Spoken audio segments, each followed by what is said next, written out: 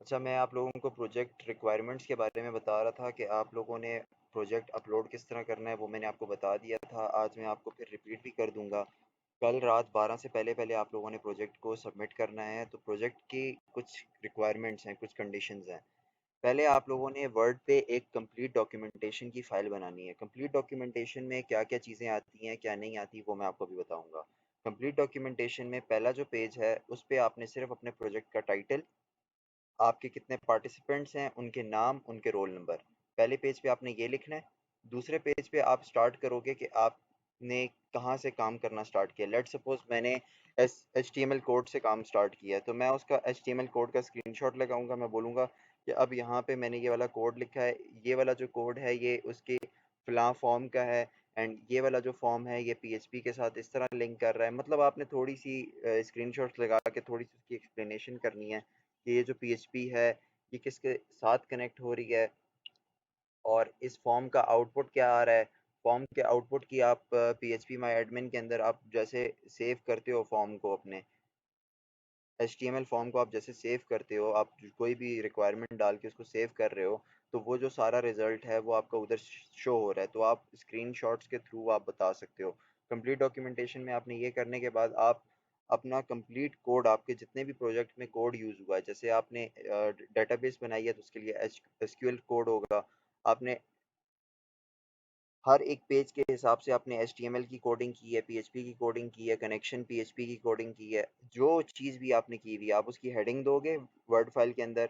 ये अलग से आपने एक डॉक्यूमेंट बनाना है कंप्लीट कोड्स के नाम से, जिसके अंदर आप SQL का कोड अलग लिखोगे, HTML का अलग लिखोगे, CSS का अलग। अगर HTML CSS आपने एक के अंदर ही बनाई हुई है तो आप वो एक साथ ही लिखोगे। PHP का कोड अगर उसके अंदर ही लगाया है तो आप उसके साथ ही लिखोगे, लेकिन हेडिंग दे दोगे कि देखने वाले को यह समझ आ जाए कि इसने मेहनत की हुई है एंड इसने बनाया हुआ है खुद से। इसके बाद आपने प्रेजेंटेशन स्लाइड्स बनानी है या प्रेजेंटेशन की वीडियो बनानी है। अब प्रेजेंटेशन स्लाइड्स किस तरह बनेगी एंड अगर उसकी वीडियो है तो वो किस तरह बनेगी। पहले मैं आपको वीडियो का बता देता हूँ कि आपने प्रेजेंटेशन स्लाइड्स पीपीटी पे बनाते हैं, पावर पॉइंट पे बनाते हैं। पावर पॉइंट पे आपने सबसे पहले पेज पे अपना टाइटल देना है प्रोजेक्ट का, जो आप टाइटल यूज़ करोगे उसका। सेकेंडली आपने अपने प्रोजेक्ट की जितने भी मेंबर्स हैं वो मेंबर्स की आपने नाम एंड रोल नंबर लिखने हैं। थर्ड स्लाइड में अगर आप लोग वीडियो वाले हो तो आप लोगों ने एक वीडियो रिकॉर्ड करनी है। आपके लेट सपोज आपके ग्रुप के अंदर 4 स्टूडेंट्स हैं या 3 स्टूडेंट्स हैं। अगर 3 स्टूडेंट्स हैं तो तीनों स्टूडेंट्स को आप जूम मीटिंग में लें। एक बंदा स्क्रीन शेयर करे एंड साथ उसकी रिकॉर्डिंग कर दे, एंड फिर उसको एक्सप्लेन करना स्टार्ट करे कि यहाँ से ये वाला जो काम है इस प्रोजेक्ट के अंदर, एक ये फ्रंट पेज है, इसको हम लॉग इन करेंगे तो मैं फ़लाँ जगह पे चला जाऊँगा, मेरे पास फ़लाँ फॉर्म खुल जाएगा। उस फॉर्म के अंदर मैं कोई डाटा डालता हूँ तो वो स्टोर होता है मेरा डेटाबेस के अंदर। ये डेटाबेस मैंने साथ ओपन करके आप लोगों को दिखाई हुई है। मैं यहाँ पे कोई भी चीज़ स्टोर कर रहा हूँ तो वो डेटाबेस के अंदर सेव हो रही है। इसके अलावा मैंने एक और फॉर्म बनाया है। इस फॉर्म पे मेरे पार्टिसिपेंट नंबर, ग्रुप मेंबर 1 ने काम किया हुआ है, फ़लाँ फॉर्म पे ग्रुप नंबर 2 ने काम किया हुआ है। इस तरह की एक वीडियो आप बना दें। अगर आप लोग वीडियो नहीं बना सकते या आप लोगों के पास फैसिलिटी नहीं है या तरीका नहीं आ रहा, तो आप सिंपल स्लाइड्स बना दें एंड उस स्लाइड्स में आप लोग किस तरह शो कराओगे।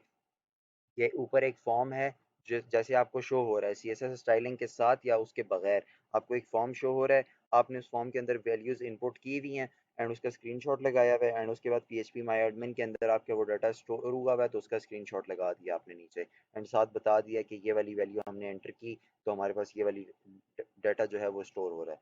इसके बाद जो मेन चीज़ है, आपने एक प्रोजेक्ट की समरी लिखनी है जो आपको समझ आ रही है, एंड उसका कंक्लूजन लिखना है। समरी में आप लोगों ने ये चीज़ लिख दें कि आप कैसे इंस्पायर हुए इस प्रोजेक्ट से, आपने क्या सीखा इसके बारे में, एंड कंक्लूजन में ये आप बताएं कि पहले आपने ये जो प्रोजेक्ट बनाया है इसका मकसद क्या है। जैसे फॉर एग्जांपल मैं आप लोगों को बताता हूँ कि आप अपने लेवल पे क्या मकसद लिख सकते हैं इस प्रोजेक्ट का, कि पहले मुझे नहीं पता था कि मैं इतना ज़्यादा डाटा एक साथ स्टोर कर सकता हूँ या कर सकती हूँ, लेकिन अब ये प्रोजेक्ट बनाने के बाद मैं इसको जब ऑनलाइन करूँगी तो बहुत सारे मल्टीपल स्टूडेंट्स इस चीज़ का फ़ायदा उठा सकते हैं, वगैरह वगैरह, जो भी आपका कंक्लूजन है। अब इसको हम लोगों ने पोस्ट किस तरह करना है। आपके पास 4 डॉक्यूमेंट्स हैं, मतलब 4 आपके पास फाइल्स हैं। वर्ड फाइल है, आपने वर्ड फाइल मुझे अपलोड नहीं करनी क्योंकि उसकी इंडेंटेशन चेंज हो जाती है। खैर अगर कोई कर भी देता है तो एक्सेप्टेड है, कोई इतना बड़ा इशू नहीं है, लेकिन आप लोग जिस इंडेंटेशन से काम करेंगे वो इंडेंटेशन फिर मुझे शो नहीं होगी। इसलिए मैं आपको प्रेफर करूंगा कि आप जो भी वर्ड फाइल पे अपनी जो काम कर रहे हैं उसको आप पीडीएफ में कन्वर्ट करके ही सेंड करें। अब लेट सपोज आपने 4 फाइल्स बना दी, मेरे पास एक और ये दो, मैं आपको एग्जांपल के तौर पे ये 2 फाइल्स दिखा रहा हूँ। आपने एक न्यू फोल्डर बनाना है। फोल्डर का नाम अपने ग्रुप नंबर के हिसाब से लिखना है। जैसे फॉर एग्जांपल आपका ग्रुप नंबर 1 है या ग्रुप 2 है, ये दोनों सेक्शंस को मैं बोल रहा हूँ। लेट सपोज मेरा ग्रुप नंबर 2 है। ग्रुप 2 के अंदर मैंने ये 2 फाइल्स डाल दी।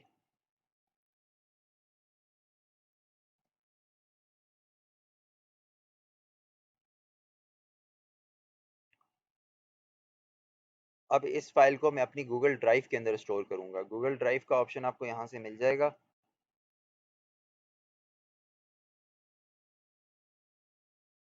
यहाँ से आप न्यू पे क्लिक करेंगे।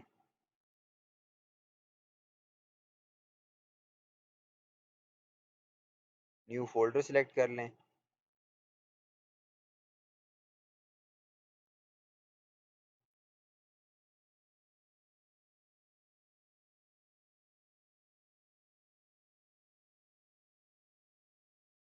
फोल्डर अपलोड आपने सिलेक्ट करना है।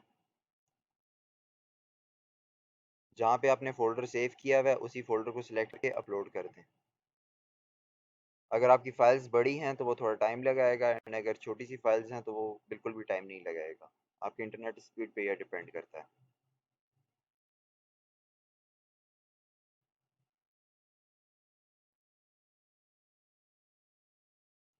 ठीक है, ओके। अच्छा, यहाँ पे आपने जब अपलोड कंप्लीट हो गई है आपकी, आप इसको एक बार रिफ्रेश कर दें एंड आपको फोल्डर यहाँ पे आपका शो हो जाएगा। नेक्स्ट स्टेप आपका ये है कि आप इस फोल्डर वाली साइड पे जाएंगे एंड इस शेयर के बटन को आप दबाएंगे।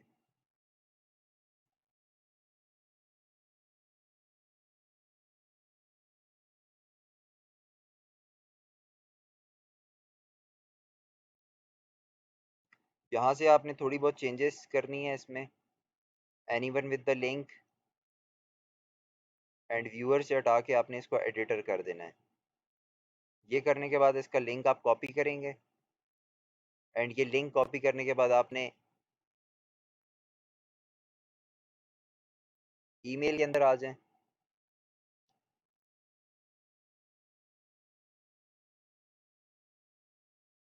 Compose email.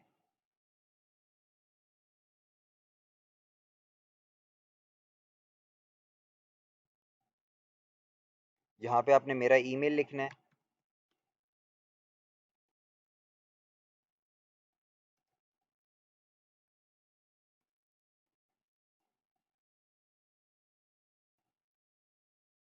सब्जेक्ट जो है आपने अपने ग्रुप का नाम लिखना है। ग्रुप आपका कोई भी ग्रुप हो सकता है, 2 हो सकता है, 3 हो सकता है, 7 हो सकता है। एंड साथ आपने ये चीज़ लाजमी मेंशन करनी है कि CS4 A के हैं या B के हैं आप। ये चीज़ आपने लिख दी। इसके बाद आपने यहाँ पे अपने पार्टिसिपेंट्स का नाम लिखना है। Let suppose A participant, B participant, C and participant D। जो आपका ग्रुप लीडर होगा उसका नाम सबसे ऊपर होना चाहिए। बाकी मेंबर्स का नाम जिस ऑर्डर में भी लिखते हैं आपकी अपनी चॉइस है, साथ उनका रोल नंबर मेंशन होना चाहिए। एंड यहाँ से आप अपनी फाइल्स को अटैच कर सकते हैं इसके साथ। अब यहाँ पे फाइल अटैच करने के लिए आपके पास नेसेसरी ये है कि आप इसका जिप फाइल बना दें ग्रुप 2 का। अब वो जिप फाइल किस तरह बनानी है, आप यहाँ पे राइट क्लिक करेंगे, ऐड टू आर्काइव कर दें एंड यहाँ पे जिप फाइल सेलेक्ट कर लें एंड ओके कर दें। यहाँ पे देखें आपकी जो जिप फाइल है वो रेडी हो गई है। आप जिप फाइल को ओपन करें यहाँ पे एंड आपकी सारी की सारी जिप फाइल जो है वो यहाँ पे अपलोड हो गई है।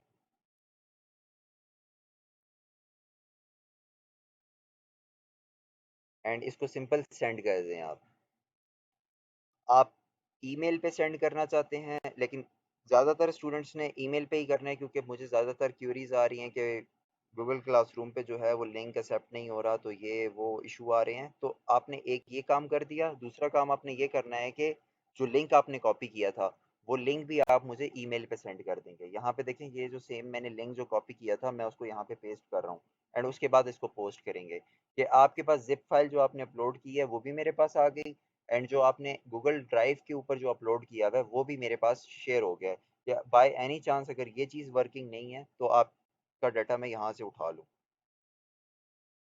जी, इससे रिलेटेड अगर किसी को कोई इशू है तो वो पूछ सकता है।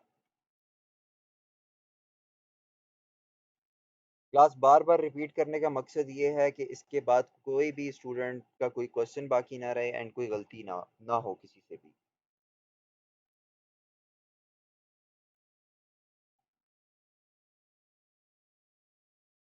जी बिल्कुल, अगर आपके ग्रुप के 4 मेंबर्स हैं तो उन चारों ने करना है, 3 मेंबर्स हैं तो उन तीनों ने ये इंडिविजुअली करना है।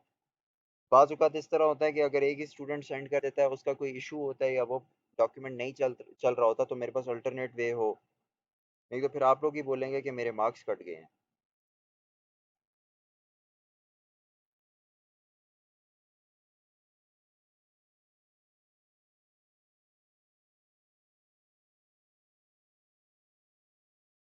जी उसामा एजाज। ये रिपीट कर दें, मैं नहीं था तो ये क्या करना है मुझे नहीं पता है। तो ये आप काइंडली ठीक है, रिपीट जो कर अभी दें। आए हैं वो ये दोबारा सुन लें। आपकी जो प्रोजेक्ट की रिक्वायरमेंट है उसमें मेन जो डॉक्यूमेंट्स होने चाहिए वो 4 होने चाहिए। मेन डॉक्यूमेंट्स का क्या मतलब है कि आपकी कंप्लीट डॉक्यूमेंटेशन, आपका कंप्लीट एसक्यूएल का कोड। एसक्यूएल के कोड का मतलब ये है कि आपने एचटीएमएल के जो भी फाइल्स फॉर्म्स बनाए हैं सीएसएस की उसके ऊपर एचटीएमएल के ऊपर अप्लाई किया है। उसके अलावा आपने पीएचपी माई एडमिन डेटाबेस को किस तरह कनेक्ट किया है पीएचपी के साथ, ये सारा कुछ कंप्लीट कोड के अंदर आता है। आप इस कंप्लीट कोड का एक अलग से फ़ोल्डर बनाते हैं, आपकी अपनी चॉइस है। आप इसको फाइल्स के फॉर्मेट में रखते हैं, ये आपकी अपनी चॉइस है। आपने एक कंप्लीट डॉक्यूमेंटेशन की वर्ड फाइल बनानी है। कंप्लीट डॉक्यूमेंटेशन में सबसे पहले आपके पास होना चाहिए आपकी एक प्रोजेक्ट टाइटल पहले पेज के ऊपर। उसके बाद उसी पेज के अंदर आप लिखते हैं अपने मेंबर्स का नाम, आपकी अपनी मर्जी। आप नेक्स्ट पेज पे लिखते हैं आपकी अपनी मर्जी है। फिर आप कंप्लीट डॉक्यूमेंटेशन स्टार्ट करते हैं। कंप्लीट डॉक्यूमेंटेशन में ये होगा कि आप अपने एचटीएमएल के कोड को लिखेंगे, आप उसके थोड़े से स्क्रीनशॉट्स लगाएंगे, आप साथ एक्सप्लेन करेंगे कि यहाँ पे मैंने ये वाला बनाना पहले स्टार्ट किया था, इस वाले फॉर्म को मैंने लिंक किया है फलां डेटाबेस के साथ, उसका स्क्रीनशॉट लगा देंगे साथ। मतलब आप डॉक्यूमेंटेशन इस तरह बनाएंगे कि अगर आपकी कोई डॉक्यूमेंटेशन देख रहा है तो उसको समझ आ जाए कि ये क्या हो रहा है यहाँ पे। नेक्स्ट चीज़ है, आप प्रेजेंटेशन स्लाइड्स बनाना चाहते हैं या प्रेजेंटेशन की एक वीडियो रिकॉर्ड करना चाहते हैं। प्रेजेंटेशन स्लाइड अगर कोई बनाना चाहता है तो वो सेम इसी तरह करेगा, पीपीटी पे बनाएगा पावर पॉइंट पे। एंड पहली स्लाइड के ऊपर अपना प्रोजेक्ट का टाइटल लिखेगा, सेकंड स्लाइड के ऊपर अपने प्रोजेक्ट मेंबर्स की डिटेल लिखेगा। डिटेल से मुराद ये है कि उनका नाम और रोल नंबर होगा। थर्ड स्लाइड में वो अपनी प्रेजेंटेशन स्टार्ट करेगा कि मेरे पास जो फ्रंट लेआउट है प्रोजेक्ट का वो ये है, उसका स्क्रीनशॉट लगा दिया। इसके अंदर मैं कोई वैल्यू इनपुट करता हूँ तो ये वाली फलां मेरी डेटाबेस के अंदर स्टोर हो जाएगा। जैसे लॉगिन फॉर्म है, हर किसी का फ्रंट लेआउट लॉगिन फॉर्म ही होगा, एम आई राइट? तो लॉगिन फॉर्म के अंदर आप लोग जैसे कोई डाटा स्टोर करोगे तो वो आपका एक, जाहिर बात है आपने लॉगिन के नाम से एक डेटाबेस बनाई होगी या किसी और नाम से बनाई होगी जिसमें आपका ईमेल या पासवर्ड स्टोर हो रहा है। तो वो आपने शो करानी है कि आप यहाँ पे क्लिक करोगे तो वो डेटाबेस के अंदर स्टोर हो रहा है। अगर वो मैच कर रहा है तो आपको लॉगिन दे देगा, नहीं कर रहा तो नहीं देगा, वगैरह वगैरह जो भी बात है। अब ये सारा कुछ आप स्लाइड्स के थ्रू बताना चाहते हो। अगर आप समझते हो कि आप स्लाइड्स के थ्रू, स्क्रीनशॉट्स के थ्रू आप ज़्यादा बेटर एक्सप्लेन कर सकते हो इंस्टेड ऑफ वीडियो, तो आप स्लाइड्स कर सकते हो। और एक और ऑप्शन आप लोगों के पास ये है कि आप वीडियो अटैच कर दो पीपीटी के अंदर। आपको कोड नहीं भेजना हमने। मैं ये सारी चीज़ें आपको बता रहा हूँ, पहले रिक्वायरमेंट बता रहा हूँ, फिर भेजना किस तरह है मैं वो भी बताऊँगा। पहले आप ये सुन लें। प्रेजेंटेशन स्लाइड्स एंड वीडियोस का बता रहा था। अगर आप लोग प्रेजेंटेशन बनाते वक्त आप स्लाइड्स का यूज़ नहीं करते, आप वीडियो का यूज़ करते हो, तो आपके पास क्या रिक्वायरमेंट है? आप सेम पीपीटी पे बनाओगे, आप अपना टाइटल डिज़ाइन जो है वो पीपीटी पे करोगे। उसके बाद अपने ग्रुप मेंबर्स का सेकंड स्लाइड में नाम लिखोगे। थर्ड पे आप वीडियो अटैच कर दोगे। वीडियो अटैच करने का ये मकसद है कि अगर आप ग्रुप के अंदर 3 मेंबर्स हो या 4 मेंबर्स हो, अगर आप 3 मेंबर्स हो तो आप जूम पे एक मीटिंग अरेंज कर लो अपने तीनों मेंबर्स की। एंड उसके अंदर आप लोग अपने प्रोजेक्ट को एक्सप्लेन करो कि ये हमारे प्रोजेक्ट का फ्रंट लेआउट है, ये हमने फ़िलहाल लैंग्वेज के अंदर बनाया है, ये हम लोगों ने इस तरह किया है, हम लोगों ने इसके अंदर अगर हम कोई चीज़ एंटर करते हैं तो ये मेरी पीएचपी माई एडमिन के अंदर यहाँ पे स्टोर हो जाएगी। हम जब दूसरे फॉर्म के अंदर जाते हैं अपने प्रोजेक्ट के अंदर, तो इस फॉर्म के अंदर ये रिक्वायरमेंट है, हम इनको जैसे फिल आउट करते हैं या फिल इन करते हैं तो हम लोग जैसे एंटर पे क्लिक करेंगे तो ये हमारी डेटाबेस के अंदर फलां डेटाबेस के टेबल के अंदर जाके स्टोर हो जाएगी। इस तरह की वीडियो होनी चाहिए। आखिर में प्रोजेक्ट समरी एंड कंक्लूजन। इसमें आपने ये करना है, आपने एक हेडिंग देनी है वर्ड फाइल के अंदर, डिफरेंट एक वर्ड फाइल बनानी है प्रोजेक्ट समरी एंड कंक्लूजन के नाम से। उसके अंदर आपने ये लिखना है कि इस प्रोजेक्ट को बनाने के बाद, बनाने से पहले क्या मुश्किलात थी, एंड बनाने के बाद आपको क्या इजीनेस प्रोवाइड हुई है, या दूसरे को, किसी दूसरे को आपके प्रोजेक्ट का क्या फ़ायदा हुआ है। आप अपनी मर्जी से वन लाइनर, टू लाइनर कोई भी आंसर लिख सकते हो। एंड ये सारा कुछ करने के बाद अब आप देखें कि आपके पास, मैंने एक एग्जांपल दी है कि आप सी एस फोर बी के ग्रुप टू के हैं, लेट सपोज आप सी एस फोर बी में हैं एंड आप ग्रुप टू में हैं, तो आप ग्रुप टू के नाम से एक फोल्डर बनाएंगे। एंड मैं इसको थोड़ा सा और एक्सप्लेन कर देता हूँ कि आप रीनेम कर दें इसको, आप बता दें कि सी एस फोर बी के हैं आप। C S four B group two के नाम से आपने एक फोल्डर बना दिया जो आपके प्रोजेक्ट का मेन फोल्डर है। इसके अंदर आपने दो फाइल्स रख दी, जैसे आपकी एक फाइल आ गई कंप्लीट डॉक्यूमेंटेशन की, दूसरी फाइल आ गई आपकी प्रेजेंटेशन की। फिर इसी तरह आपने अपनी project summary and complete code का एक फोल्डर आपने यहाँ पे बना दिया। कंप्लीट कोड के अंदर आपने HTML फाइल बनाई है वगैरह वगैरह, एंड उसको आपने फिलहाल सी के अंदर HT डॉक्स के अंदर रखा होगा क्योंकि आप जैम को चला रहे हैं एंड उस तरह कनेक्ट कर रहे हैं। तो ये सारी फाइल्स इसके अंदर आपने रखनी है। एंड इसके अलावा आपने जो PHP माई एडमिन के अंदर जो फाइल यूज़ की है उसको एक्सट्रैक्ट करके SQL की वाली फाइल भी आपने यहाँ पे रखनी है कि अगर मैं अपने पास रन करना चाहता हूँ तो मैं उसको रन कर लूँ इजीली, एंड उसके अंदर मैं उसको चेक भी कर सकूँ। ये सारा कुछ करने के बाद आप इसका एक जिप फाइल बना दें, add to archive, zip, and okay. ये करने के बाद आपके पास एक जिप फाइल आ गई है एंड आपके पास एक ओरिजिनल फाइल आ गई है। अब इसको आपने सबसे पहले अपनी गूगल ड्राइव के ऊपर अपलोड करना है। गूगल ड्राइव पे अपलोड करने के लिए आप यहाँ पे जाएंगे न्यू पे, एंड फोल्डर अपलोड पे जाएंगे आप लोग। आपने इस वाले फोल्डर को गूगल ड्राइव के ऊपर अपलोड करना है, तो आप इसको अपलोड कर दें। जितनी ज़्यादा फाइल्स होंगी उतना ज़्यादा टाइम लगाएगा, जितनी कम फाइल्स होंगी उतनी जल्दी अपलोड हो जाएगा।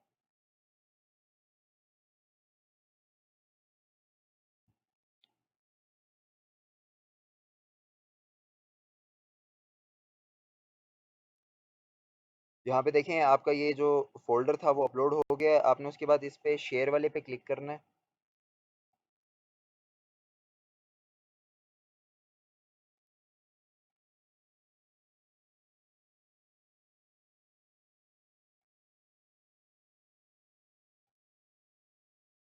एंड यहाँ पर लिंक कॉपी करने से पहले आपने इस रिस्ट्रिक्टेड मोड को हटा के एनीवन विद द लिंक करना है।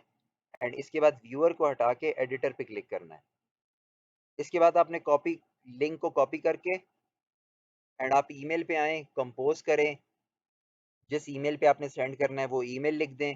एंड उसके बाद अपना ग्रुप टू CS4B, एंड उसके बाद ABCD, आप अगर तीन पार्टिसिपेंट्स हैं तो तीन लिखें। जो ग्रुप का लीडर होगा उसका नाम सबसे पहले लिखना है, बाकी रैंडम आप लिख सकते हैं। एंड जो आपने लिंक कॉपी किया था उस लिंक को यहाँ पे पोस्ट कर दें।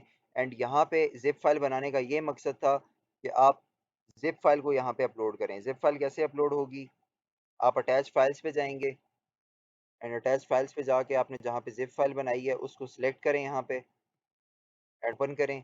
यहाँ पे आपकी जिप फाइल अपलोड हो जाएगी एंड सिंपल सेंड कर दें। अभी भी किसी का कोई क्वेश्चन बाकी रह गया है इससे तो वो पूछ सकता है। मरियम सलीम इस वक्त अटेंडेंस नहीं हो रही, तो काइंडली कोई ऐसा मैसेज ना सेंड करे मुझे। पीएचपी फाइल्स पे ये माय एडमिन को किस तरह से हम लोग एक्सपोर्ट करेंगे? ओके, वो भी मैं आपको करके बता देता हूँ।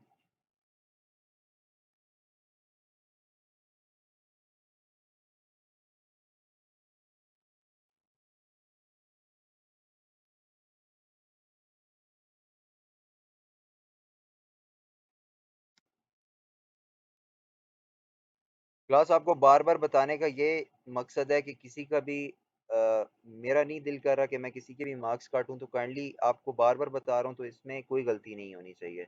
इसकी रिकॉर्डिंग भी आप लोगों के साथ शेयर हो जाएगी। अगर किसी को फिर भी कोई इशू आता है तो वो ये रिकॉर्डिंग दोबारा देख ले।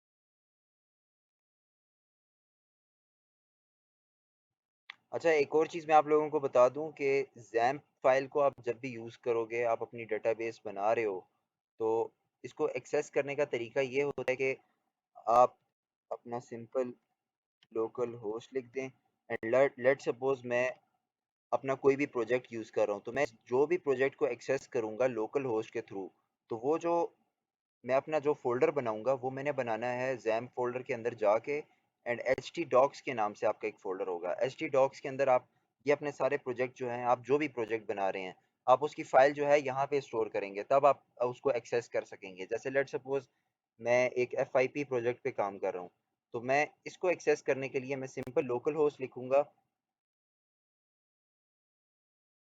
And FIP।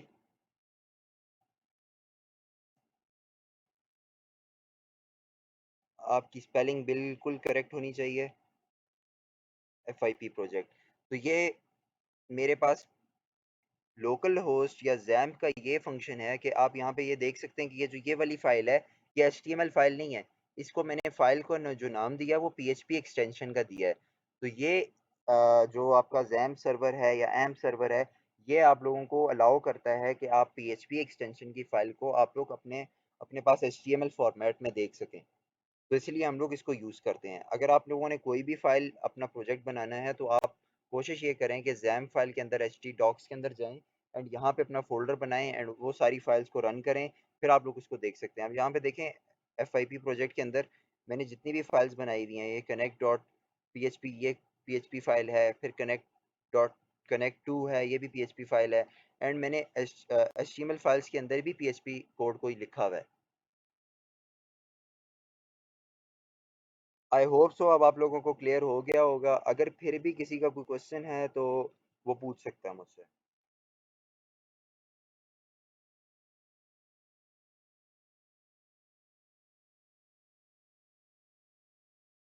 And class, one more thing, अगर आप लोगों को इशू आ रहा है कि आप लोगों का जो लिंक है वो अपलोड नहीं हो रहा आपके गूगल क्लासरूम के ऊपर, तो आपने इसी तरह जिप फाइल, आप कंप्लीट एक जिप फाइल बना लें जिसके अंदर आपकी कंप्लीट डॉक्यूमेंटेशन वगैरह सारा कोड और विद आपकी SQL फाइल जो आपकी मौजूद है वहाँ पे, उस सारे को आपने एक्सपोर्ट करके आप जिप फाइल में अपलोड करके यहाँ पे मुझे पोस्ट कर दें प्रोजेक्ट वाले फोल्डर के अंदर।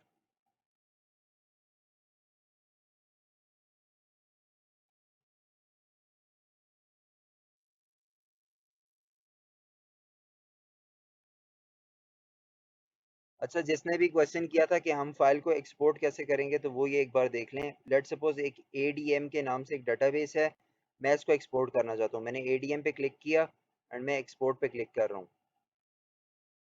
मुझे SQL फॉर्मेट में चाहिए, मैंने गो कर दिया।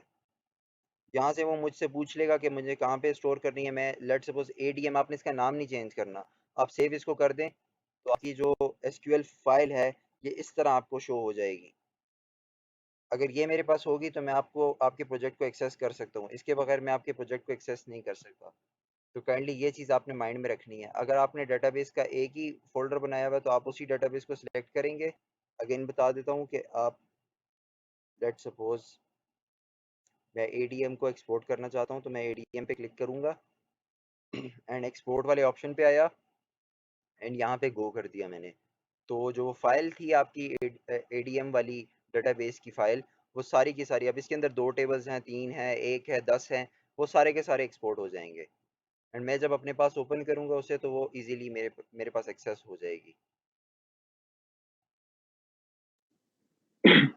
अच्छा, अगर हमारे पास एक कनेक्शन है सिंपल, तो उसी के अंदर हमने सारे टेबल्स को जो है वो किया हुआ है, ठीक है? इस पे उसी कनेक्शन को अगर एक्सपोर्ट करते हैं तो वो एक्सेस हो जाएगा ना, उसमें इशू तो नहीं आएगा टेबल का?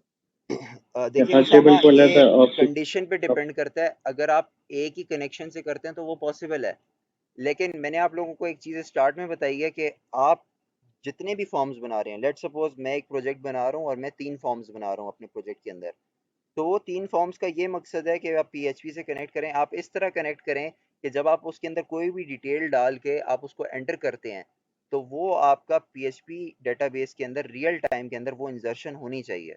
ये कंडीशन है आपकी। आप एक तो कनेक्शन से करते हैं, 2 से करते हैं, वो आपकी होगी अपनी ना, मर्जी। नहीं, तो कनेक्शन का वो मतलब नहीं है। कनेक्शन का ये है कि एक डेटाबेस है, ठीक है, उसके अंदर सारे टेबल्स बने हुए हैं। तो अच्छा। जो डेटाबेस हमारे पास जिसका कनेक्शन हमने अपने प्रोजेक्ट के साथ किया हुआ है, उसी को अगर हम एक्सपोर्ट कर दें तो उसी में सारे टेबल मौजूद है ना, तो उसको एक्सेस होगा कि नहीं होगा, मैं ये। जी बिल्कुल होगा। अगर आप जिस डेटाबेस को यूज़ कर रहे हैं उसी के अंदर आपने सारे टेबल्स बनाए हुए हैं, उसी को आप एक्सपोर्ट कर रहे हैं एंड मुझे सेंड कर रहे हैं, तो वो एक्सेसिबल होगा। जी। जी, एनीवन एल्स?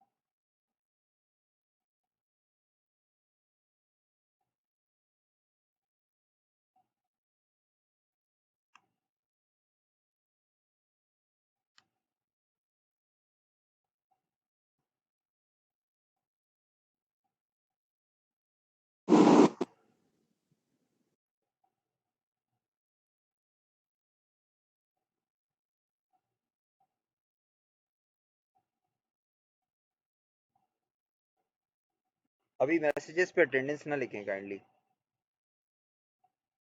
जब अटेंडेंस हो रही होगी मैं आप लोगों को बता दूंगा।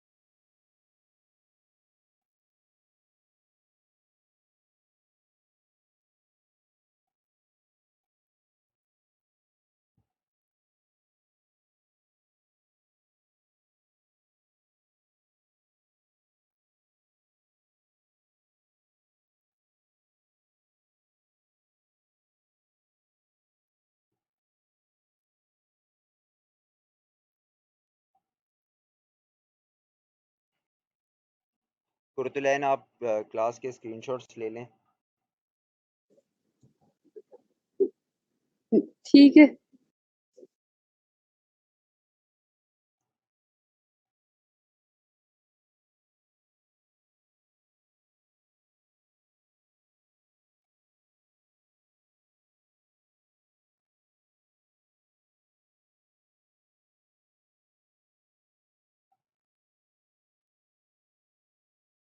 1 मिनट और वेट करते हैं बाकी स्टूडेंट्स का, उसके बाद स्टार्ट करते हैं।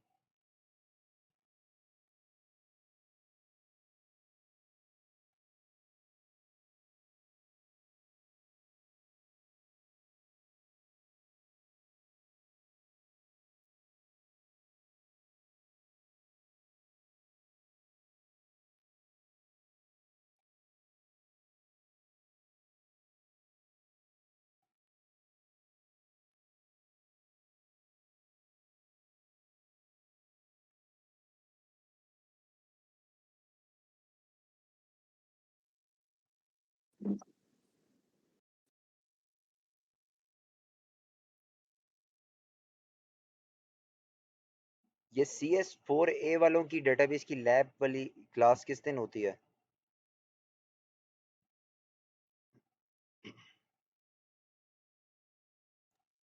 थर्सडे को CS4 होती है। थर्सडे को। एंड 4B वालों की? गुजर गई है। मतलब आज ही थी ना आप लोगों की, 8:30 से 11:30 बजे तक। जी। ठीक है।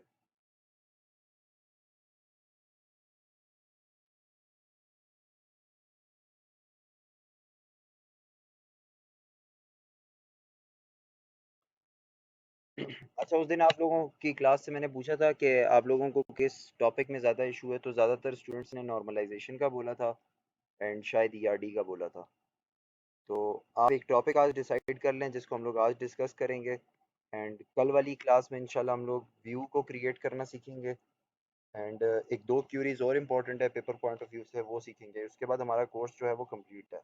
आपके लैब टास्क भी कंप्लीट हैं, क्विजेस भी कंप्लीट हैं एंड असाइनमेंट्स भी कंप्लीट है।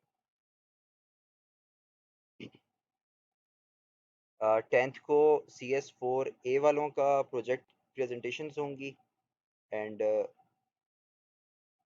फ्राइडे वाले दिन CS4B वालों की होगी।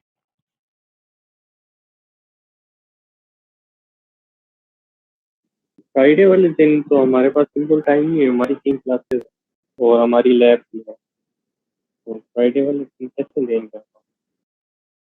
फिर मैंने असल में फ्राइडे को नहीं, सैटरडे को जो है वो प्रोजेक्ट की रिपोर्ट सबमिट करनी है, तो फिर थर्सडे को कर लें। कल तो पॉसिबल नहीं है, हम लोगों ने प्रेजेंटेशन भी कुछ लड़कों ने नहीं बनाई, तो वो भी मंडे तक आपको बताया था। उस दिन से मंडे को मैम से बात हुई हमारी, तो मैम ने तो बोला है मंडे को देंगे प्रेजेंटेशन। आप मैम से बात कर लेना इस पर। फ्राइडे सैटरडे मंडे को क्या डेट आ रही है?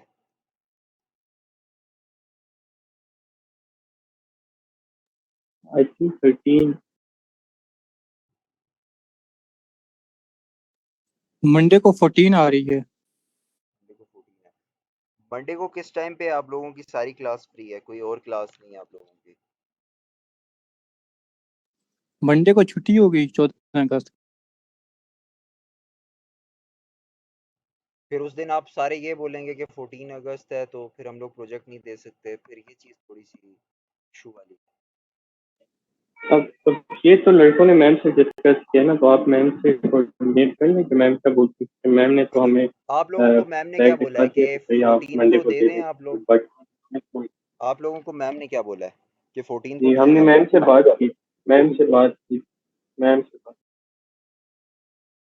मैम ने आप लोगों को क्या रिप्लाई दिया, मुझे ये बताएं। मैम ने अभी रिप्लाई नहीं दिया। चलें ठीक है, मैं मैम से कंफर्म कर लेता हूँ। अगर वो बोल देती हैं कि मंडे को कर लें तो मंडे को कर लेंगे, नहीं तो मैं मोस्ट प्रेफर यही है कि फ्राइडे को जाए एंड आप लोगों की ग्रेडिंग भी हो जाए उस चीज़ की, उसके बाद आप लोग अपनी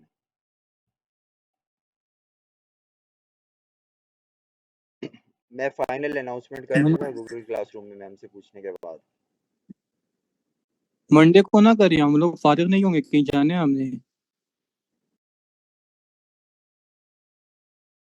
अगर मैं इस तरह हर एक स्टूडेंट से पूछने लग गया तो फिर तो हर दिन कोई ना कोई बिजी ही होगा, तो प्रेजेंटेशन तो हमने लाजमी करनी है, तो थोड़ा कोऑपरेट करना पड़ेगा। मंडे को तो वैसे भी नहीं होता ना, बुधवार दिन तो संडे को कर लेना, संडे को तो फारिग होंगे। संडे को मैं बोल रहा था लेकिन आपके क्लास फेलो बोल रहे हैं कि सैटरडे संडे तो पॉसिबल ही नहीं है।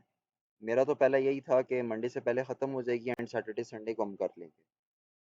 आप लोग क्लास आपस में मशवरा कर लें, अगर आपको सैटरडे संडे सूटेबल लगता है तो सैटरडे संडे में से किसी एक दिन कर लेंगे, नहीं तो फ्राइडे वाला ऑप्शन हमारे पास अवेलेबल है।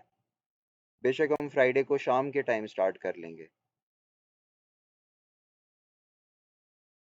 क्योंकि मंडे से पहले हमने ख़त्म करना है।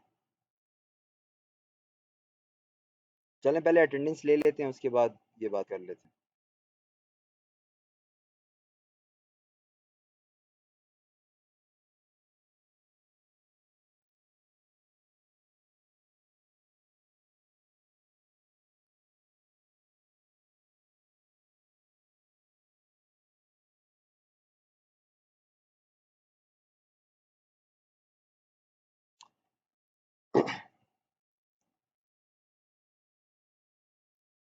कामरान,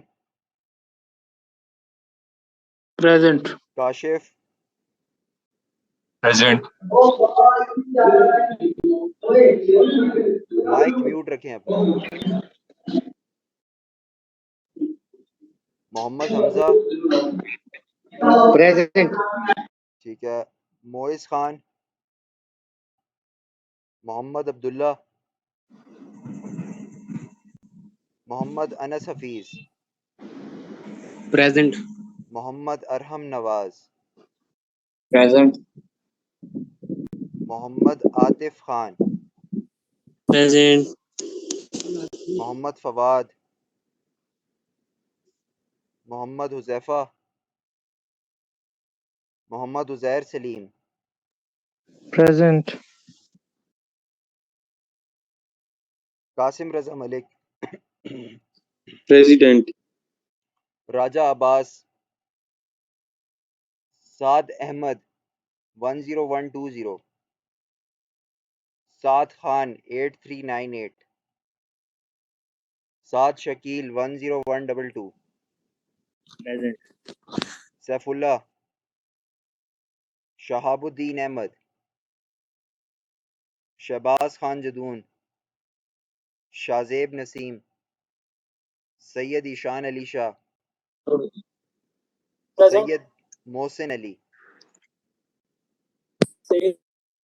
प्रेजेंट।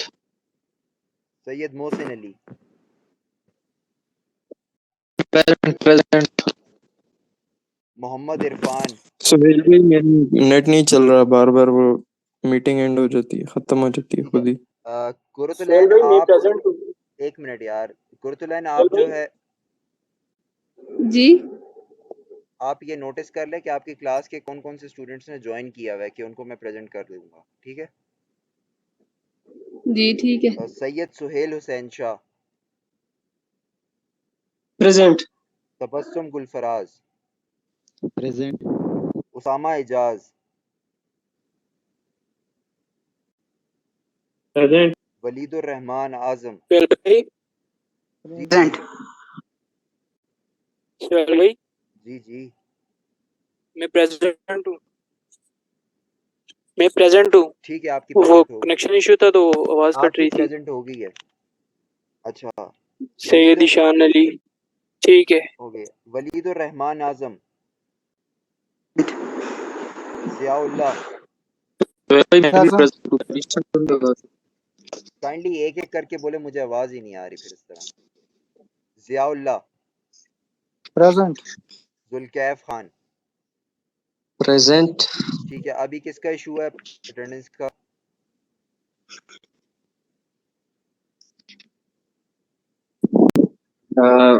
भाई इसका हुजैफा के इंटरनेट का इशू है, वो आ रहा है, कनेक्ट नहीं हो रहा, उसको कनेक्ट कर रहा है। मोहम्मद हुजैफा सीआर जो है। हाँ जी। ठीक है, आ ओके। गया आ गया। और कोई? अच्छा, आप अपने सीआर से बोल दें कि ये जो स्टूडेंट है रिपीटर है, शहबाज खान जदून, हेलो। आप लोग अपने सीआर से बोल दें कि ये जो रिपीटर है शहबाज खान जदून, इसकी अटेंडेंस बहुत कम है, तो काइंडली इसको क्लास का इन्फॉर्म कर दिया करें कि बाद में ये इस तरह इशू ना क्रिएट करे कि मुझे क्लास का इन्फॉर्म नहीं किया जाता था।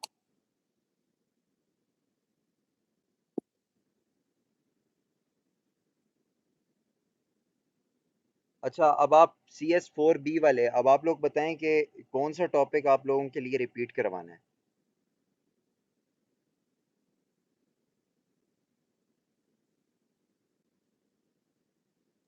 एक कभी समझ नहीं आया। ज़ियाउल्लाह, अगर आपको एक भी समझ नहीं आया तो आप रिकॉर्डिंग देख सकते हैं, एंड अगर आपको फिर भी समझ नहीं आया फिर खुदा हाफिज।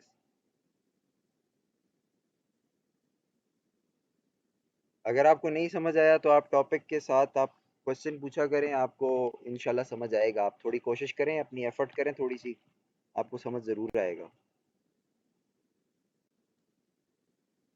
ए वाले की अटेंडेंस लगाया आपने, ये डिस्कनेक्ट था उसमें।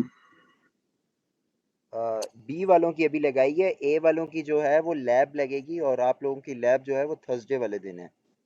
तो आज आप लोगों की कोई अटेंडेंस नहीं है, मैं मैम से कंफर्म कर लेता हूँ। अगर रीस्केड्यूल क्लास की आप लोगों की अटेंडेंस लग सकती है आज, तो वो लगा लेता हूँ।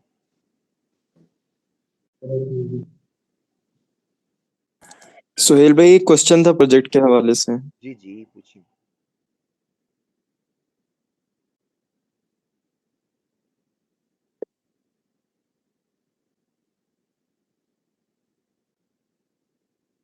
जी सुन रहा हूँ, पूछें। ये आपने यहाँ पर लिखा हुआ make a login form with 4 attributes, चलो ये तो हो गया। Make a student portal dashboard and functionalities at least. आपकी आवाज़ ड्रॉप हो रही है, मुझे समझ नहीं आ रही।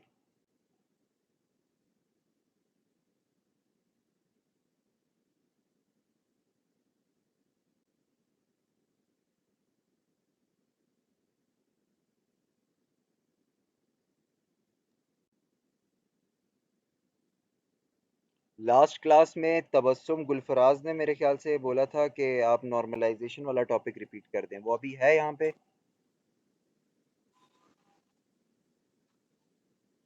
एंड शायद सैयद ईशान अली शाह ने भी बोला था। ये दोनों स्टूडेंट्स अभी मौजूद हैं क्लास में? जी जी मौजूद है। अच्छा, चले नॉर्मलाइजेशन वाला अटेंडेंस का सेशन हो जाए, इसके बाद CS4A वालों के लिए भी रिपीट होगा एंड B वाले भी उसको देख सकते हैं। जो नहीं देखना चाहता और या जो समझता है कि मुझे आता है, मैं ये इजीली कर लूँगा, तो वो जा सकते हैं क्लास से, जिनकी अटेंडेंस हो गई है सिर्फ वही।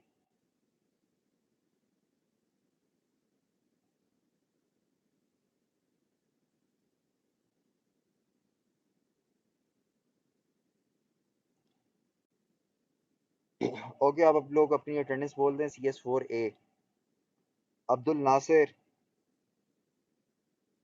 10021 present present 10028 Abdul Wahab 10027 Abdul Wahab. Present. Okay, Abdullah absent लगाया। 10027 प्रेजेंट है, 28 एब्सेंट है। ये अब्दुल्ला प्रेजेंट। एतजाज खान, अच्छा ये कुरतुलैन सिद्दीक, जी ये एतजाज खान, एमन जाहिद एंड अली सरीर, इनके नंबर आप CR से ले लें एंड वो मुझे सेंड कर दें, इन तीनों स्टूडेंट्स के नंबर। जी। एमएन तो भाई ये नहीं है, डेटाबेस नहीं पढ़ती, इसका गलती से इधर नाम आ गया है। ठीक है, इसको बोलें कि जाके उधर फैकल्टी से सरगोहर से कोऑर्डिनेट करें एंड अपना ये सब्जेक्ट हटा दें वहाँ से, नहीं तो उसके लिए इशू होगा। जी जी।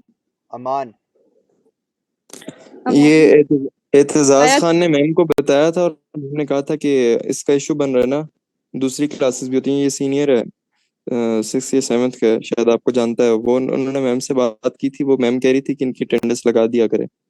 ये आए थे क्लास में ऑन कैंपस, इन लोगों ने क्लास में मिले थे मुझसे या नहीं? मुझे तो याद नहीं है। ये आपसे मिले थे, मैं भी साथ ही था, बाहर भी मिले थे और क्लास में भी मिले थे, इन्होंने अच्छा आपको भी कहा था कि अटेंडेंस लग गई। चले ठीक है, इन्हें फिर भी बोल दें कि मेरे साथ एक बार कांटेक्ट कर लें। ठीक है ठीक है सही। अनाब गुल, अनाब गुल, अनस हबीब, प्रेजेंट। अनसा जदून, अनसा जदून, फैजान शाह, हमजा नशत, हसाम हैदर, इशरत मजीद, कुरतुलैन सिद्दीक, ये गूगल क्लासरूम पे इशरत मजीद का नाम डिफरेंट लिखा हुआ है, इनको बोल दें कि अपना जो नाम है वो गूगल क्लासरूम से चेंज कर लें, इशरत मजीद कर दें इसको। जी ठीक है, मैं से बोल दूँ। लाइबा जदून, महानूर नवाज, मरियम सलीम, पहले थी, मरियम अब नहीं है। सलीम, मरियम और मानू पहले ठीक थी। ठीक है। मोमल इजाज, मोहम्मद बिलाल, मुकद्दस यूनस, निमरा, कुरतुलैन अली, प्रेजेंट। कुरतुलैन सिद्दीक, प्रेजेंट। सबा, सामिया, सामिया भी पहले थी, अब नहीं है। संदल, संदल ने भी ज्वाइन किया था आई गेस, कंफर्म कर देंगे। शिजा, संदल का स्क्रीनशॉट नहीं आया, मैं इससे पूछ लेती हूँ। ठीक है, शिजा, शुएब, उस्मान अल्ताफ, ये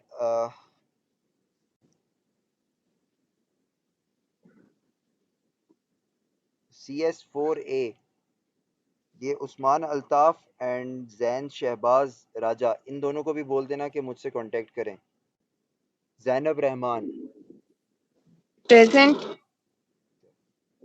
भाई ये संदल ने भी ज्वाइन की थी क्लास। ओके सही है। लैब की अटेंडेंस ये आप उस्मान अल्ताफ और जैन शहबाज राजा के साथ कोई कांटेक्ट नहीं है। ये इनको मतलब क्लास में भी शायद नहीं देखा हमने। ये आए ही नहीं है। ये आए नहीं है शायद, इनको जानते नहीं है शायद, क्या पता आए। वो 4 स्टूडेंट्स आते थे एक साथ, अब शायद उनमें से कोई ना हो, वो कुछ 2-3 मिनट के लिए ऑन कैंपस आते थे। चलें, जो बाकी रिपीटर्स हैं उनसे कोऑर्डिनेट कर लें और उनसे पूछ लें कि ये स्टूडेंट्स को आप लोग जानते हैं या नहीं। और ठीक है। CS4B में से अगर मुझे कोई सुन रहा है तो शहबाज खान जदून, CS5 का जो स्टूडेंट है, उससे ये काइंडली कंफर्म कर लें कि उसको क्लास के लिंक्स मिलते रहते हैं या नहीं मिलते, एंड अगर मिलते हैं तो उसको बोलेंगे क्लास ज्वाइन किया करे।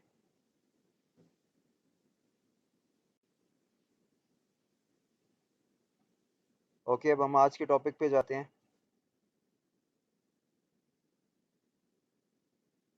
सोहेल भाई, प्रोजेक्ट के हवाले से क्वेश्चन था। जी जी पूछें।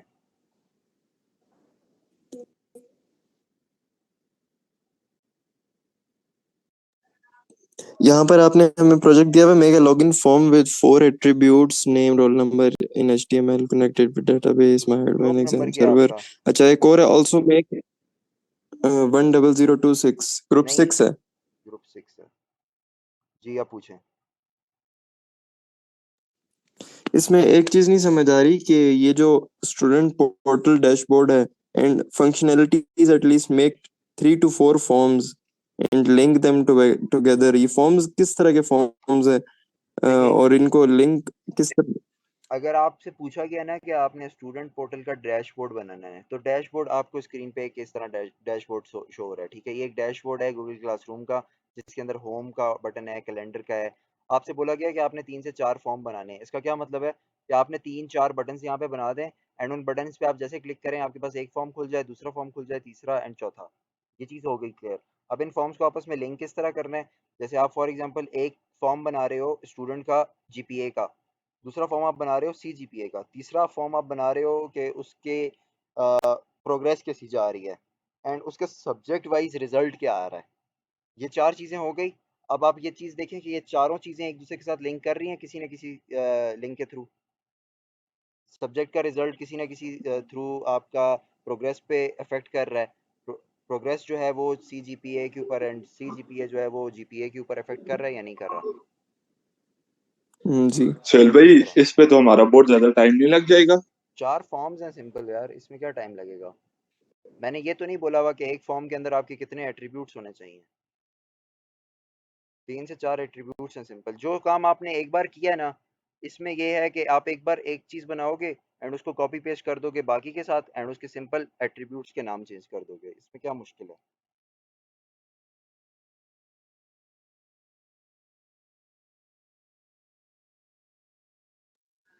इसको 2 फॉर्म्स कर दें, 2 बहुत है। आप अगर 2 बना सकते हो तो उसको सिंपल कॉपी पेस्ट करके 4 करना है, उसमें कोई इशू नहीं है। आप 3 कर लें, चलें। लेकिन जो चीज़ आप बनाएं वो मेक श्योर करें कि वो प्रॉपर वर्क कर रही हो।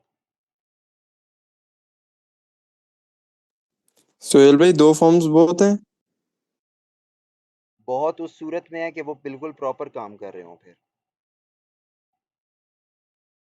ठीक है, सही है, बस फिर 2 बहुत है, इंशाल्लाह बन जाएंगे। सिर्फ 2 फॉर्म्स नहीं है, आपका एक लॉगिन फॉर्म भी होना चाहिए कि आप उस लॉगिन फॉर्म को एग्जीक्यूट करेंगे तो उसके बाद आपको डैशबोर्ड शो होगा। डैशबोर्ड आपको उस तक ठीक नहीं है, शो ठीक है, होगा जब तक आप लॉगिन फॉर्म नहीं करेंगे। ठीक है, ठीक है, और कोई? समझ सोहेल भाई वो नॉर्मलाइजेशन में मसला था ना, वो आपको अच्छा मैंने अच्छा, काफी पहले कहा था। ठीक है ठीक है ठीक है, हेलो। सुन लिया है मैंने, बता रहा हूँ।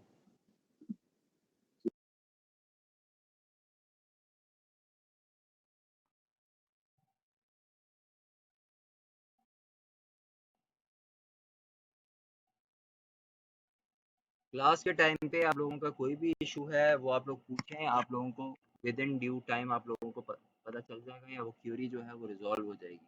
लेकिन अगर क्लास के बाद आप किसी टाइम पे अपनी मर्जी के किसी टाइम पे मुझे मैसेज करते हैं तो ज़रूरी नहीं है कि मैं उस टाइम पे फ्री रहूँगा। अच्छा, नॉर्मलाइजेशन एक ऐसी टेक्निक है जिससे हम लोग मल्टीपल टेबल्स को ऑर्गेनाइज करते हैं और डाटा रिडंडेंसी को मिनिमाइज करने की कोशिश करते हैं। डाटा रिडंडेंसी ये चीज़ है कि आपके पास सिमिलर डाटा एक बार, दो बार, 10 बार, 12 बार रिपीट हो रहा है। आप कोशिश ये करते हैं कि आपकी जितनी भी डाटा डुप्लीकेशन है या डाटा रेप्लिकेशन है उसको कम करने की कोशिश करते हैं आप। अब डाटा रिडंडेंसी में repetition of similar data at multiple places, आपके पास मल्टीपल प्लेसेस के ऊपर सेम डाटा एग्जिस्ट कर रहा होता है, जिसकी वजह से हम लोग एक ऐसा कॉन्सेप्ट लगाते हैं कि हम लोग दो टेबल्स को आपस में फॉरेन की एंड प्राइमरी की के थ्रू लिंक कर देते हैं। उससे हमें ये फ़ायदा होता है कि एक जो टेबल है वो हमारा रिपीट तो हो रहा होता है, लेकिन उस टेबल की उस एट्रीब्यूट की मदद से, जैसे फॉर एग्जांपल अगर उस फॉरेन की उसके ऊपर लगी हुई है एंड उसका नाम, उस फॉरेन की का नाम ब्रांच है। अब यहाँ पे आप लोग देखें कि ब्रांच जो है मुझे रिपीट करनी पड़ रही है बार बार। ब्रांच की वजह से एचओडी भी रिपीट हो रहे हैं एंड ऑफिस टेलीफोन नंबर भी रिपीट हो रहे हैं। जब आप इस टेबल को आप दो हिस्सों में डिवाइड कर दोगे और roll number, name and branch एक टेबल में रख दोगे and branch, HOD and telephone number आप दूसरे टेबल के अंदर रख दोगे, तो आपका जो काम है वो इजी हो जाएगा। इजी किस तरह हो जाएगा कि आप ब्रांच जो है, अब सिंपल आप एक बार ब्रांच यहाँ पे लिखोगे एंड वो यहाँ पे ये फॉर प्राइमरी की यूज हो रहा है एंड इस टेबल के अंदर एज अ फॉरेन की यूज हो रहा है। जब आप सोहेल भाई अगर आप थोड़ा सीएसई सा को जब आप हमें देखोगे, इसका प्रैक्टिक जी जी, हमें थोड़ा सा इसका प्रैक्टिकल शो नहीं करवा सकते आप? ये तो बने हुए हैं ना आपके पास, ये बने हुए हैं छोटी और सी इसका एग्जांपल अगर आप। मैं आपको लिंक शेयर कर सकता हूँ। मैं आपको लिंक शेयर भी कर दूंगा, मैंने इसको प्रैक्टिकल इम्प्लीमेंटेशन भी कराई हुई है। मैं आपको वीडियो का लिंक शेयर कर दूंगा, आप उसको देख लेना फिर। मैंने डिटेल में ये सारी इसकी प्रैक्टिकल इम्प्लीमेंटेशन आपको क्यूरी वाइज भी करके बताई थी एंड वो शो भी कराया था आपको।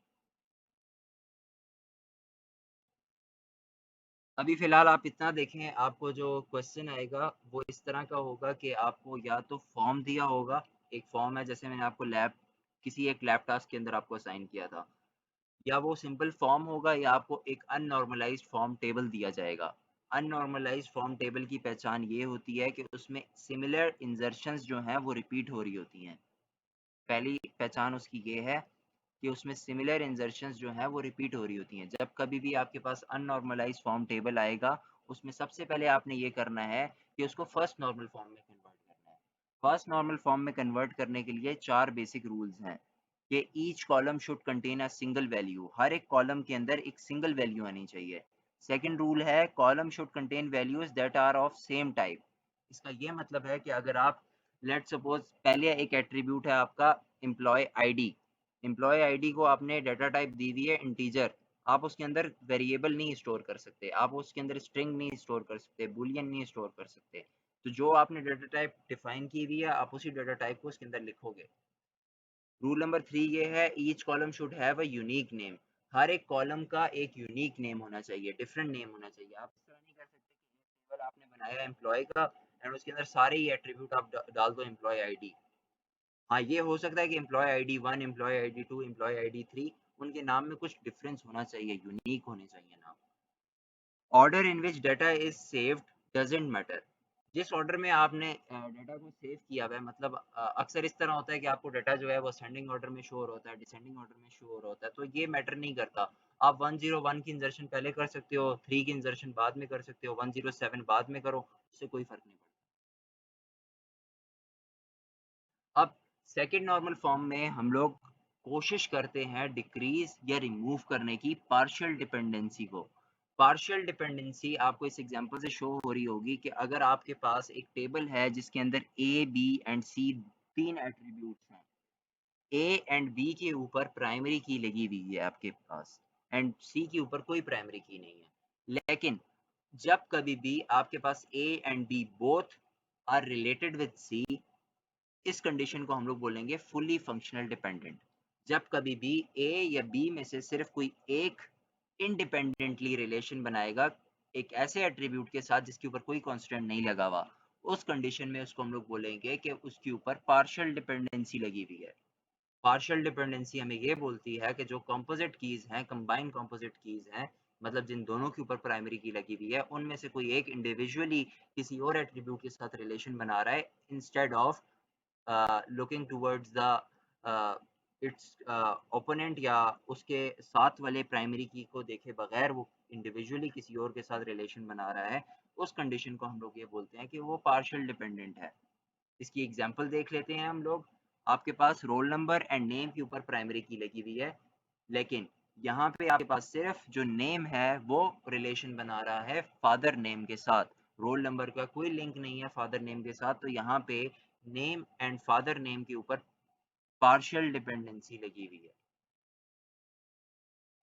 थर्ड नॉर्मल फॉर्म के अंदर हम लोग ट्रांजिटिव डिपेंडेंसी को रिमूव करने की कोशिश करते हैं। मैंने आपको पार्शियल डिपेंडेंसी की कंडीशन बताई कि जब कभी भी आपके पास एक टेबल के अंदर दो प्राइमरी कीज होंगी एंड उन दो प्राइमरी कीज में से सिर्फ एक प्राइमरी की जो है वो किसी और एट्रीब्यूट के साथ रिलेशन बना रही है, तो उसको हम लोग पार्शियल डिपेंडेंसी बोलते हैं। जब कभी भी आपके पास एक ऐसा टेबल है, अब मैं आपको ट्रांजिटिव डिपेंडेंसी का बता रहा हूँ, एक ऐसा टेबल है आपके पास जिसके ऊपर कोई एक ऐसा एट्रीब्यूट है टेबल के अंदर जिसके ऊपर कोई प्राइमरी की कोई फॉरेन की नहीं लगी हुई, लेकिन वो उस सारी फिक्रों से आज़ाद होके वो किसी और एट्रीब्यूट के साथ एक रिलेशन बनाता है, एक नॉर्मल एट्रीब्यूट होने के बावजूद किसी और एट्रीब्यूट के साथ रिलेशन बना रहा है, उसको हम लोग बोलते हैं ट्रांजिटिव डिपेंडेंसी। अब इस टेबल के अंदर आप लोग देखें कि रोल नंबर के ऊपर प्राइमरी की है, नेम के ऊपर प्राइमरी की है, फॉरेन की फादर नेम एक नॉर्मल एट्रीब्यूट है, जीपीए एक नॉर्मल एट्रीब्यूट है एंड सी जीपीए एक नॉर्मल एट्रीब्यूट है। लेकिन यहाँ पे आप लोग देखें कि जीपीए जो है वो एक रिलेशन बना रहा है सी जीपीए के साथ, लेकिन इस वक्त यहाँ पे जीपीए के ऊपर कोई प्राइमरी की नहीं लगी हुई। एक और चीज जो कि कल वाले लेक्चर में मैंने आप लोगों को बताई थी कि आप इस टेबल के अंदर किसी भी एक टेबल के अंदर किसी भी एक अननॉर्मलाइज फॉर्म टेबल के अंदर आप कैसे आइडेंटिफाई करते हो कि ये दो एट्रीब्यूट्स के ऊपर प्राइमरी की लगी हुई है या इन तीन एट्रीब्यूट्स के ऊपर प्राइमरी की लगी हुई है, तो ये आप आइडेंटिफाई करते हो identifying primary keys using functional dependency. ये एक टॉपिक था जो मैंने आप लोगों को कल करवाया है, जिसने कल तक टॉपिक नहीं अटेंड किया वो कल की रिकॉर्डिंग देख ले, उसे ये समझ आ जाएगी। एंड ऊपर जो डेटा रिडंडेंसी की प्रैक्टिकल इम्प्लीमेंटेशन थी अमान, उसकी भी मैं आप लोगों को रिकॉर्डिंग शेयर कर दूंगा, मैंने की हुई भी है, मैं आपको रीसेंड भी कर दूंगा। ये सारी फॉर्म की नहीं है आपके पास प्रैक्टिकल इम्प्लीमेंटेशन, मतलब फर्स्ट नॉर्मलाइज, सेकंड और थर्ड? मैं आपको इसकी प्रैक्टिकल इम्प्लीमेंटेशन की कॉम्प्लेक्सिटी की तरफ क्यों लेके जाऊं जब मैंने आपको कराया इस तरह है। आप अगर प्रैक्टिकल इम्प्लीमेंटेशन चलें, करना चाहते हैं तो फिर आप पेपर में भी प्रैक्टिकल इम्प्लीमेंटेशन ही लिखेंगे। नहीं बस थ्योरी तो ठीक है। अपने लिए मुश्किल क्यों बना रहे हैं आप लोग, मुझे नहीं समझ आ रही।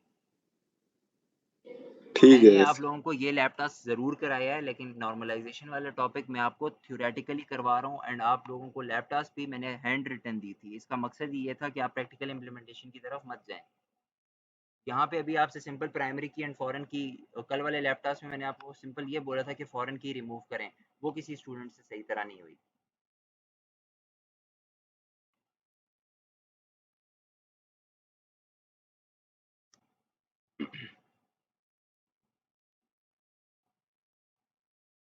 आपको जब इस तरह का क्वेश्चन आएगा अननॉर्मलाइज फॉर्म टेबल का, तो आपने सबसे पहले अपने पास ये लिखना है कि पहले उसको फर्स्ट नॉर्मल फॉर्म में कन्वर्ट करना है, सेकंड में करना है, थर्ड में करना है। ये करने के बाद आपने इस तरह का एक टेबल लाजमी बनाना है कि जिसमें आप लोग बता रहे होगे कि पहले फर्स्ट नॉर्मल फॉर्म में ये था, सेकंड नॉर्मल फॉर्म में हम लोगों ने ये किया, इसके ऊपर से पार्शियल डिपेंडेंसी रिमूव की। अब मैं इसको सिंपल, मैं इस चीज़ को ये देख के ये बता सकता हूँ कि प्रॉपर्टी रेंटल ओनर के अंदर पार्शियल डिपेंडेंसी लगी हुई थी जो कि रिमूव की है मैंने। तो और यहाँ पे property for rent and owner के ऊपर मैंने थर्ड नॉर्मल फॉर्म की रिमूव की है एंड उसको मैंने अप्लाई किया है। यहाँ पे मैं उसको सिंपल देख के बता सकता हूँ। ये टेबल बनाना बहुत ज़रूरी है आप लोगों के लिए। उसके बाद आप इस तरह भी बता सकते हैं कि एक अननॉर्मलाइज फॉर्म टेबल को ले लें एंड उसके बाद मुझे ये एक्सप्लेन करें कि फंक्शनल डिपेंडेंसी 1 जो है ये दोनों जो हैं ये इन दोनों के साथ रिलेशन बना रहे थे, ये प्राइमरी कीज़ हैं। उसके बाद पार्शियल डिपेंडेंसी है, क्लाइंट नंबर सिर्फ क्लाइंट नेम के साथ रिलेशन बना रहा है, पार्शियल डिपेंडेंसी है। प्रॉपर्टी नंबर सिर्फ property address, rent, owner number and owner name के साथ रिलेशन बना रहा है, ये पार्शियल डिपेंडेंसी है। फिर ओनर नंबर जो है वो ओनर नेम के साथ रिलेशन बना रहा है, ट्रांजिटिव डिपेंडेंसी है। बस ये आप लोगों का सिंपल क्वेश्चन है। अगर फिर भी किसी का कोई क्वेश्चन है तो वो पूछ सकते हैं।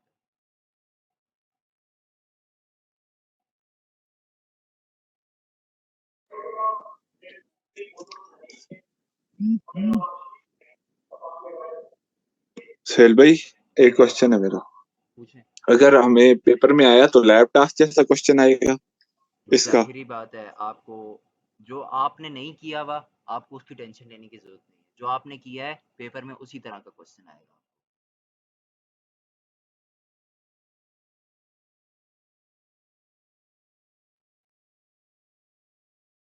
मैंने आपको जिस तरह ये प्रैक्टिकल इम्प्लीमेंटेशन कराई है एक अननॉर्मलाइज फॉर्म टेबल की, जिसको आपने कन्वर्ट किया है एंड ये सारा कुछ आपको मैं बता रहा हूँ, आपने सेम इसी तरह अटेम्प्ट करना है पेपर में। हाँ, ये अलग बात है कि ये वाला क्वेश्चन नहीं होगा, क्वेश्चन थोड़ा सा चेंज होगा बस। I guess that's it. अगर फिर भी किसी का कोई क्वेश्चन है तो वो पूछे, अगर नहीं है तो आप लोग क्लास लीव कर सकते हैं। अटेंडेंस हो गई है आपकी। एंड CS4A आप लोगों की लैब की अटेंडेंस कल होगी एंड CS4B सोहेल भाई, आप मेरी लोगों अटेंडेंस नहीं हुई। हो गई है, मेरी अटेंडेंस नहीं हुई। मैंने लगा दी थी। अच्छा, CS4B कल आप लोगों की रीस्केड्यूल क्लास की अटेंडेंस होगी एंड CS4A कल आप लोगों की लैब की क्लास की अटेंडेंस होगी। क्लास हम लोग अपने टाइम पे ही लेंगे, जो मैंने आप लोगों को ये बताया हुआ है। आपके पूरे वीक का स्केड्यूल मैंने आप लोगों के साथ शेयर किया हुआ है। क्लास इसी टाइम पे होगी, लेकिन अटेंडेंस जो है वो आपकी टाइम टेबल के अकॉर्डिंग होगी। ओके, अगर कोई क्वेश्चन नहीं है तो आप लोग लीव कर सकते हैं। अगर कोई क्वेश्चन है तो आप लोग रुकें और क्वेश्चन पूछें।